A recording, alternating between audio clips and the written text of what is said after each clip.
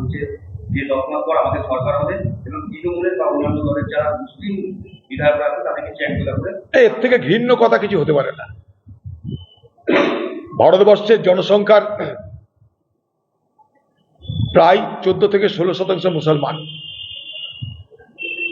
আমি পার্লামেন্টে প্রশ্ন করেছিলাম মোদীকে, ভারতবর্ষের প্রধানমন্ত্রীকে, যে আপনি যে বলেন সবকা সাথ সবকা বিকাশ সবকা প্রয়াস, আপনার দলে আপনার যত এমপি আছে তার মধ্যে একটাও মুসলমান নেই কেন? তাহলে সবকা সাথ সবকা বিকাশ কি করে হবে? আপনি যে ক্যাবিনেট তৈরি করেছেন একটা মুসলমান মন্ত্রী নেই কেন?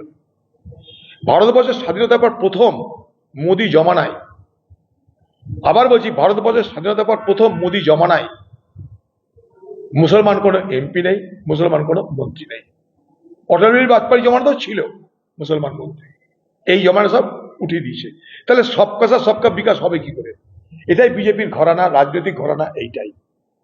এই ভারতবর্ষের মুসলমান সম্প্রদায়কে তারা মনে করে দ্বিতীয় শ্রেণীর নাগরিক, তাদের কোনো অধিকার নাই। আগামী দিনে যদি বলে, আজকে তো বলছে যেটা প্রতিনিধি মুসলমানের তাড়িয়ে দেবে, আগামী দিন আমি অবাক হব না যদি কথা বলে যে মুসলমানদের ভোট দেওয়ার অধিকারই কেড়ে নিলাম, ঝামেলা মিটিয়ে দিলাম।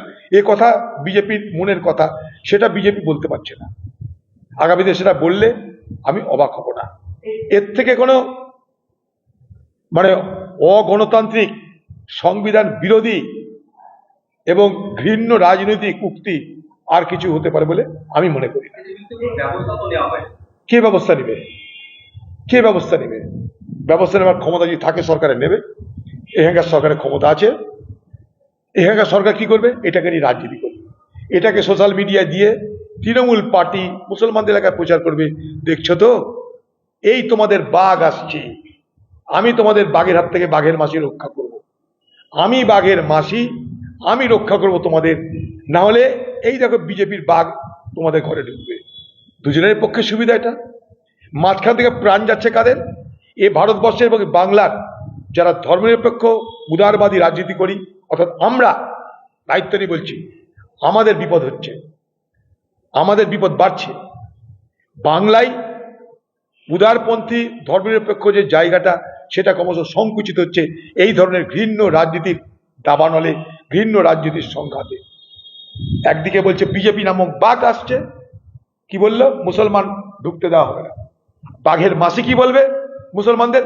দেখছো তো আমাকে কেন রাখা প্রয়োজন, না তোমাদেরকে ঢুকতে দেবে না। কোনো আইনে আছে কি এটা? স্পিকার কেন স্টেপ নিতে পারে না? নেক্সট স্পিকার স্টেপ, বাংলার সরকার নেক্সট স্টেপ, তা করবে না। এটাকে উত্তেজিত করে রেখে দিবে, দিয়ে বলবে মুসলমান রাস্তায় না নামলে দেখছো তো, ভোট লুট না করলে বুঝছো তো, অন্য পার্টি করলে বুঝছো তো তোমাদের ক্ষতি। আমরা বলছি হ্যাঁ, ধর্মনিরপেক্ষ শক্তির দরকার এই বাংলায়। কারণ এই যে দুই দল, এক দল ক্ষমতায়, আরেক দল ক্ষমতায় আসার প্রচেষ্টায়, দুই দল দুটো সাম্প্রদায়িক মেরুতে বসবাস করে। হ্যাঁ, চারটা কথা কি আর কি আলোচনা?